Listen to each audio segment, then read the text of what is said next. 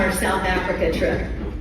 And this is the kind of memory that just makes me want to go right back in a second. Rick has his beat, which is Europe.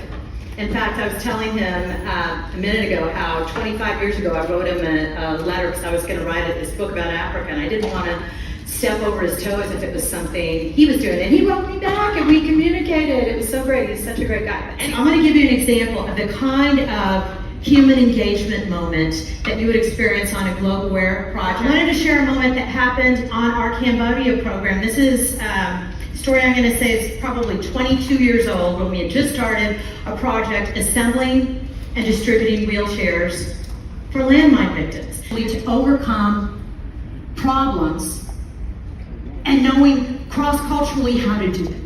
And he was hoping that this would create a pool of constituents from which we could choose politicians that could help solve those kinds of issues. It's a concept for me that still holds relevance today, right? I mean, it's nice to have the thought that we could have people who are able to cross the political and cultural divide to come up with these important responses and answers to today's problems. So I bring up the Peace Corps because about 18 years ago, the Brookings Institute in Washington, D.C. commissioned this great big study comparing soft power to hard power.